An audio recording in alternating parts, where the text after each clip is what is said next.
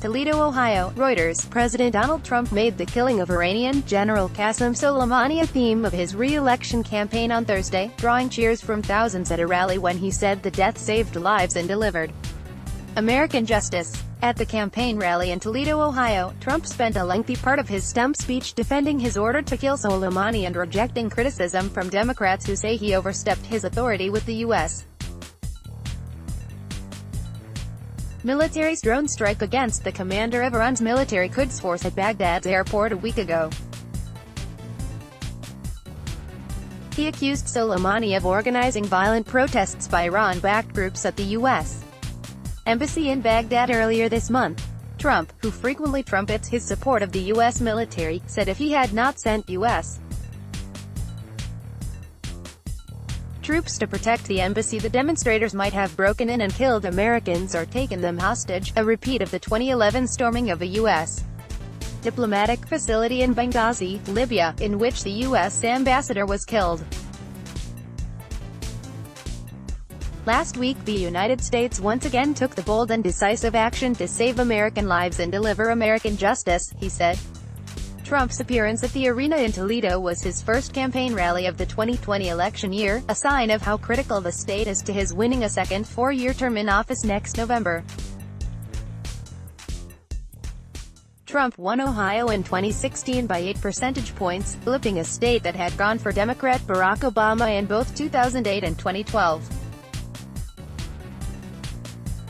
Trump and his top advisors have said Soleimani was masterminding imminent attacks against American targets in the Middle East, but have drawn criticism for not providing more detail to back up the claim. Soleimani was actively planning new attacks and he was looking very seriously at our embassies, and not just the embassy in Baghdad, but we stopped him, and we stopped him quickly, and we stopped him cold, Trump said. Trump placed Soleimani's death a week ago as part of his tough on militants message and an example of what he said was a stronger military under his watch. Soleimani's death prompted an Iranian retaliatory missile strike on Tuesday night against two U.S. bases in Iraq. Trump said he had been ready to launch retaliatory strikes until he was told that no American casualties had resulted. They hit us with 16 missiles and I said, how many? We were ready to go. We were ready to go. I said, how many? How many died?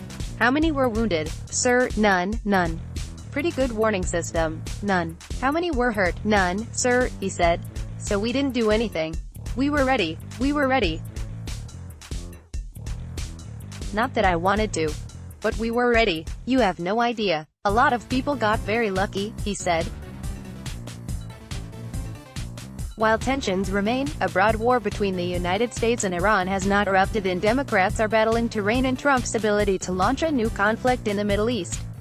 Slideshow 5 images. The Democratic-controlled House of Representatives on Thursday passed a resolution to stop Trump from further military action against Iran.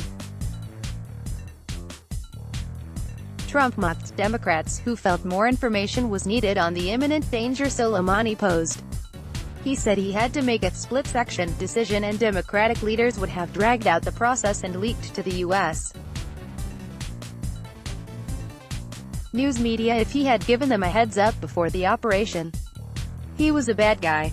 He was a bloodthirsty terror, and he's no longer a terror, he's dead.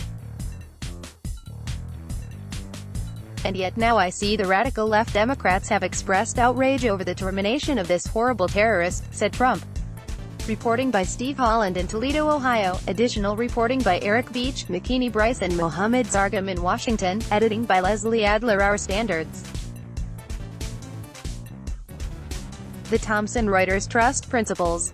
Let's block ads. Why?